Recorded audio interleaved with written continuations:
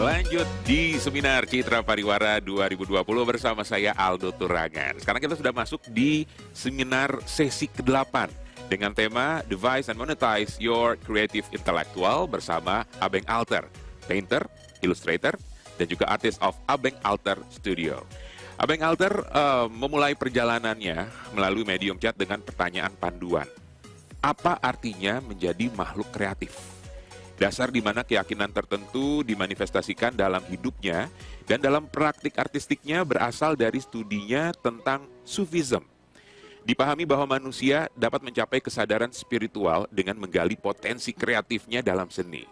Dalam karyanya, Abeng mencerna pengalaman eksternal dari sekitarnya dan menyesuaikannya untuk mencerminkan nilai-nilainya.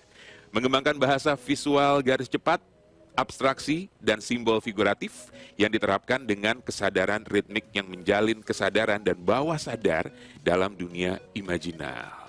Dan untuk sesi ini kembali akan dipandu oleh Mas Rian Prabana, Associate Strategy Director of Hakuodo Indonesia, yang menjadi moderator untuk sesi ini.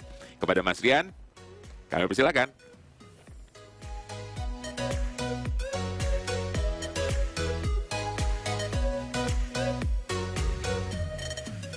Ya, oke. Selamat sore teman-teman. Sekarang bersama Abeng kita sudah di sini ya. Mereka kalau bisa disebut adalah Abeng. Sekarang gue pakai face shield tadi nggak nih kayak biar futuristik. Dan sore-sore biar lebih santai. Udah ada sama Abeng sekarang di sini. Kita mau ngobrolin tentang how to monetize ya kreatif intelektual dan trademark Abeng. Gitu. Selamat sore, Beng. Selamat sore, Yan. Apa kabar? Introduction-nya serius banget ya. Serius tadi panjang. Introduction-nya panjang. Gimana, sehat, Yan? Sehat lo? Aman? Alhamdulillah sehat. Sibuk? Alhamdulillah sih lumayan. Kesibukan di tahun ini cukup menantang. Dalam konteks kayak gimana bisa membagi waktu secara efisien. Oke, tapi masih jalan lah ya. Maksudnya Masih, current situation masih nggak berpengaruh kah sama kerjaan? Berpengaruh, pengaruh baik sih relatif dia sih. Maksudnya tapi kayak kalau dalam konteks kayak project-project ataupun yang sifatnya pameran semua masih alhamdulillah masih lancar sih tahun ini. Oke. Berjalan sih. Walaupun ada penyesuaian ya. Siap. Nah, kita mau ngomongin tentang pertama-tama nih ngomongin tentang self identity lo gitu. Kan gue pernah baca lo adalah orang yang cukup go with the flow ya. Maksudnya lo nggak tipikal orang yang punya visi. Oh, gue pengen begini gini santai aja gitu. Nah, dulu lo sempat jadi musisi ya? Iya. Penyanyi, songwriter juga gitu. Producer sometimes. Yes, habis itu tiba-tiba lo berubah jadi seniman, painter dan segala macam. Apa sih momen-momen kritikal gitu di hidup lo yang membuat lo memutuskan beberapa kegiatan hidup lo itu gitu? Mungkin lebih tepatnya momen-momen gagal kali ya. Kayak momen-momen dimana gue ngerasa kayak gue salah ambil jalan atau kayak gue gagal atau gue merasa tidak di tempat yang seharusnya gitu. Jadi kayak banyak sih sebenarnya bisa dibilang momen-momen yang lumayan changing paradigm gitu ya. Ganti pindah jurusan kuliah. Terus mungkin gue pernah sekolah ke Bandung tiba-tiba waktu gue SMA. Terus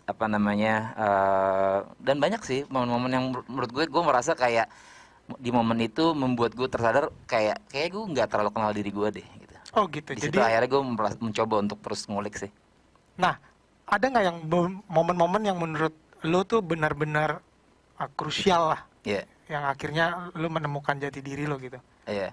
Sebenarnya bisa dibilang membangun ya momennya dalam artian akumulasi gitu. Cuman yang paling menohok sih adalah di mana gue merasa gue perlu sekali untuk bisa berdaya dengan potensi yang gue punya gitu di dalam diri gue sendiri. Kayak banyak hal di dalam diri gue yang sering kali gue take it for granted gitu loh.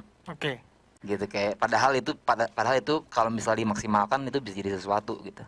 Dan lo memilih painting akhirnya? Iya, gambar sih sebenarnya rootsnya adalah drawing. Painting is just like an extension dari situ gitu. Oh gitu. Tapi kenapa akhirnya di situ gitu? Karena itu dia, gue merasa bahwa salah satu hal yang gue take it for granted adalah si menggambar itu. Menggambar ya seperti mungkin kayak setiap anak suka gambar ya. Cuman gue secara spesifik suka banget gambar waktu gue kecil. Dan itu sesuatu yang natural banget buat gue gitu. Kayak nggak terlalu mikir dan lain-lain, tapi sebenarnya drawing ini punya roots yang sangat-sangat kental di gue gitu, dan gue selama ini ya take it for granted gitu. Tapi akhirnya lo memilihnya menjadi melukis gitu kan, itu lebih dari menggambar gitu. Apa sih yang akhirnya lo memutus, gue jadi pengen jadi pelukis nih?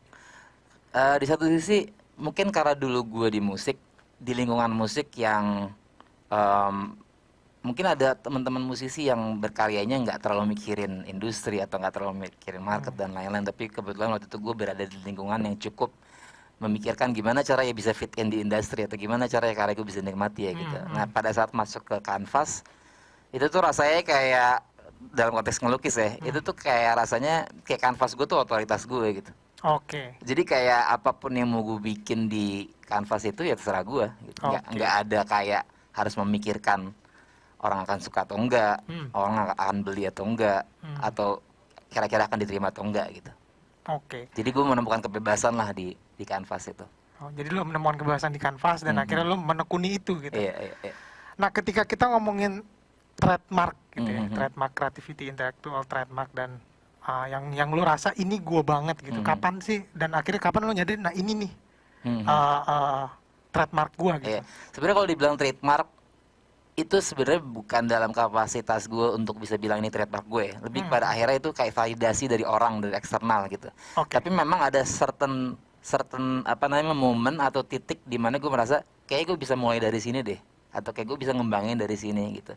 Tapi to say that this is gue banget, kalau untuk gue pribadi sebenarnya itu masih dalam perjalanan gitu loh, masih dalam proses yang kayak apa namanya masih bisa terus dikembangkan. Karena sebenarnya kalau menurut gue pribadi malah pada saat kita bilang ini gue banget, secara tidak sadar kayak kita membatasi potensi yang bisa digali lagi gitu. Jadi sebenarnya lo merasa belum menemukan sepenuhnya gitu. Itu baru apresiasi dari orang luar gitu. Menurut gue kayak gitu ya, kalau dalam konteks gue melihatnya seperti itu. Karena trademark itu ya sebenarnya sama seperti identitas ya. Kayak sesuatu yang secara natural harus terus dibangun dan digali gitu loh. Jadi lo ngerasa akan evolve terus ya? Pasti. Nggak akan di sini doang gitu? Iya, pasti. Tapi kan ada beberapa karya lo yang udah lo banget menurut orang gitu. Tapi apakah lo juga merasa? Itu lucu sih sebenarnya kalau orang bisa menilai karya atau satu atau dua karya itu gue banget, lucu in a way, tapi blessings juga karena alhamdulillah ada apresiasi gitu ya. Ya mungkin itu bisa dibilang sebagian dari gue, bukan yang kayak the whole picture gitu. Tapi pada saat orang bilang ini karya Abeng banget, oh ya udah bagus apa-apa. Tapi bukan berarti harus didinai gitu. Tapi bukan berarti kita juga harus berhenti di situ gitu. Jadi lu ngerasa yes, gue udah punya certain level yang diakuin orang, tapi menurut lo pribadi gue harusnya masih bisa evolve dari masih sini. Harus terus sih selalu. Nah tadi lu ngomongin tentang kebebasan, maksudnya lu menemukan kanvas itu adalah sebuah konteks bebas gitu untuk lo bisa berkarya, berkreasi gitu. Tapi ketika kita ngomongin lo kan karya-karya lu juga nggak cuman buat berseni gitu, maksudnya tidak hanya untuk lo berkarya pribadi gitu, lo terjun ke dunia komersial juga, dan cukup banyak gitu proyek-proyek lo yang sebenarnya di ranah komersial gitu, bukan ranah hanya fine art gitu ya. Iya, fine art, bukan hanya itu gitu. Nah, di mana ketika komersial bukannya justru tidak sebebas itu ya, Bang? Nah, benar sih. Menurut lo gimana tuh? Kenapa lo merasa lo tetap bisa masuk ke komersial padahal itu apakah bisa mengambil kebebasan lo dalam berkarya? Sebenarnya tergantung cara kita melihatnya sih. Bagaimana kita mau melihat dua kutub yang mungkin beberapa orang melihatnya berbeda gitu ya. Tapi sebenarnya kalau mau dilihat di perspektif yang kesempatan sebagai sebuah medium di mana kita bisa belajar sesuatu, itu bisa ada kebebasannya juga sebenarnya gitu kan. Jadi kayak tergantung approach-nya seperti apa. Sebenarnya karena setiap project yang sifat komersial pun juga punya tantangannya masing-masing kan. Kayak punya prosesnya masing-masing gitu. Dan kalau untuk gue pribadi, gue selalu menggunakan momen atau kesempatan yang sifat komersial untuk membuat sesuatu atau belajar sesuatu juga gitu. Walaupun mungkin memang ada batasan-batasan dalam konteks karena sifatnya kita bekerja sama atau berkolaborasi. Tentunya pasti ada certain barriers yang mesti kita jaga dalam konteks etika juga gitu kan. Jadi gue lebih suka melihatnya seperti itu sih, bahwa setiap kesempatan dalam konteks komersial atau kolaborasi gue bisa bikin apa ya, atau kayak gue bisa coba apa ya. Tapi kan banyak yang ngomong gitu ya, apalagi anak-anak kreatif gitu ya, yang ngomong kalau ada barrier itu justru lebih apa ya, menahan kreativitas lo gitu. Suka kreatif bikin lo, gue jadi nggak bebas nih, nggak bisa berkarya. Lo apakah merasakan itu juga atau? Gue ngeliatnya bukan, ya mungkin bisa dibilang membatasi, tapi bisa juga dilihat dalam konteks efisien sih. Maksudnya gimana? Efisien, jadi kayak ada, kalau biasanya gue dalam proses berkreasi dalam konteks komersil atau misalnya dalam konteks fine art, memang ada semacam segmentasi atau proses yang berbeda sedikit gitu dalam konteks itu, karena mau nggak mau kan kalau yang sifatnya komersial atau kolaborasi ada timeline di situ, ya kan, ada apa namanya, mungkin ada deadline gitu. Jadi pada akhirnya sejauh proses ini yang gue lakukan dalam konteks komersial, gue belajar untuk gimana caranya bisa mengefisiensi proses kreatif gue sih. Oh, justru gitu. Keuntungan gitu, Bang. Jadi batasan-batasan itu lu menganggap itu adalah keuntungan buat efisiensi. Bisa jadi ya. Karena jadinya gue punya beberapa opsi nih, kayak mau ngerjain yang seperti apa gitu. Justru jadi kayak ngebuka vocabulary atau proses gitu loh. Tapi sejauh apa lo akan berkompromis kali ya bahasanya? Kompromi sejauh apa gitu? Alhamdulillah sih sejauh ini yang sifatnya komersil gue nggak pernah terlalu dikungkung ya, malah ya. Itu menurut gue juga, gue bersyukur sih, karena mungkin yang mengajak gue bekerja sama secara komersil sudah tahu tendensi atau apa namanya, arahnya visual gue kan seperti apa gitu. Paling lebih ke hal-hal yang minor sih, kayak warna misalnya, atau misalnya jangan ada apanya deh kalau boleh gitu. Tapi sejauh ini sih gue masih bisa kompromi sih. Oh gitu, jadi belum ada yang benar-benar berubah prinsipal gitu ya. Boleh cerita nggak beberapa karya lo gitu yang bisa ditunjukin juga ke teman-teman yang paling menarik gitu? Buat gue sih setahun belakangan ini yang cukup menarik ada dua yang sifatnya kolaborasi. Pertama itu dengan Tenyu di Attire, mungkin bisa dikasih lihat kali ya, dengan Tenyu di Attire, atau dengan tangan juga. Ini dengan tangan, buat gue ini salah satu contoh kolaborasi yang ideal, karena kita benar-benar ngebuat sesuatu yang belum pernah kita kerjain. Gue belum pernah bikin sesuatu kayak gini. Pihak kolaborator gue dalam konteks ini, tangan, juga belum pernah bikin sesuatu yang seperti ini gitu. Jadi kayak menurut gue ini seru banget gitu. Terus ada juga dengan Tenyu di Attire, waktu itu kolaborasi kita bikin koleksi kemeja, tapi mereka open untuk kayak gue bikin sesuatu pada saat launching produk ya, yang menjadi kayak semacam, waktu itu gue bikin instalasi.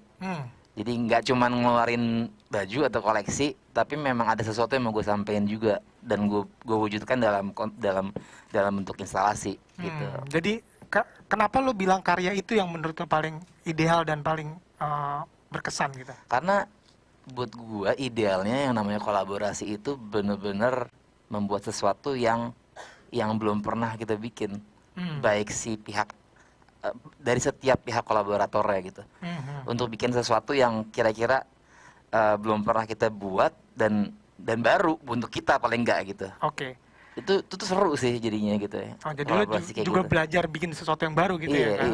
Berkembang bersama bareng-bareng sama si orang-orang itu gitu. Jadi apa sih mungkin kalau mau kunci untuk lo bisa balancing nih, idealis lo sebagai seniman, tapi juga lo bisa tetap monetize itu gitu dengan di dunia komersial ini, apa sih how to balance it gitu supaya lo tetap punya idealis tapi lo juga bisa monetize ini gitu. Yang pasti sih kalau untuk gue pribadi sih stay true kali ya.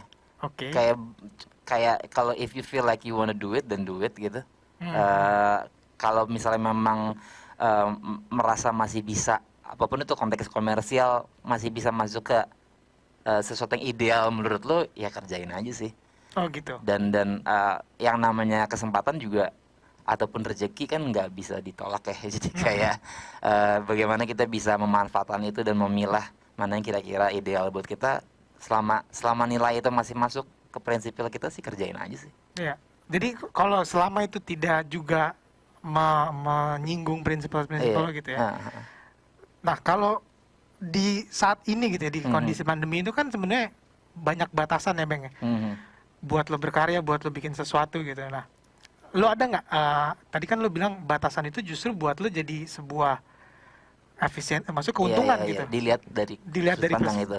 Nah, kalau dari pandemi ini gitu ya, lo bisa ngeliat sesuatu nggak untuk, padahal kita terbatas kan, ada nggak yang lo bisa lihat justru itu adalah keuntungan gitu? Ya, sebenarnya gue dalam konteks pengkaryaan di situasi pandemi ini belum secara medium ya, belum merespon secara direct sih dengan keadaan sekarang, karena dalam beberapa bulan ini karya gue masih konteksnya lukisan gitu kan, di pameran maupun juga yang sifatnya komersial. Tapi gue melihatnya dalam keterbatasan ini justru malah membuka pintu lebih banyak ya.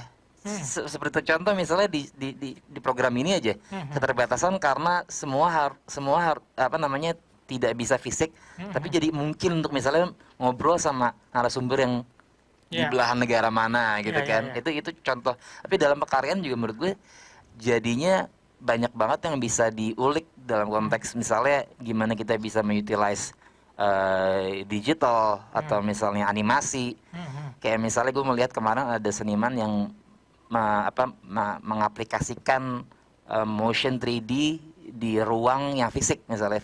Ruangnya ada di fisik di sini, tapi dia bisa membuat sesuatu yang sifatnya 3D motion diaplikasikan di ruangan itu. Itu kan kayak menarik banget ya gitu. Ya, jadi menurut lo sebenarnya justru possibilities lebih banyak gitu ya dengan keterbatasan ini relatif gitu ya? Iya sih kalau menurut gue ya. Relatif iya sih. Jadi yang tadi gue tangkap adalah lo harus tetap stay true gitu ya sama diri lo, karena itu yang sebenarnya membedakan lo dan menjadikan trademark lo, walaupun perjalanan itu nggak sebentar dan akan terus evolve ke depannya gitu ya. Stay true sih menurut gue kayak, karena itu yang akan bikin lo jadi tahu ideal lu seperti apa. Jadi pada saat lu bisa stay true, kayaknya lu mau agile atau mau dinamis juga bisa gitu, karena lu tahu core di mana gitu. Oke, thank you banget Beng udah ngobrol-ngobrol soal ini. Semoga tetap sukses terus, tetap menemukan identitas dirinya ke depannya. Oke, thank you ya. Thank you teman-teman. Thank you untuk Abeng Alter yang telah bergabung bersama kita di sini di Seminar Citra Pariwara 2020. Dan tentunya juga terima kasih untuk Mas Rian Prabana yang telah kembali menjadi moderator. Dan jangan kemana-mana karena saat lagi kita akan mengikuti diskusi panel berikutnya dengan tema yang gak kalah seru nih. Battle of Doubt, mau dibawa kemana industri ini? So, don't go anywhere, we'll be back di Seminar Citra Pariwara 2020.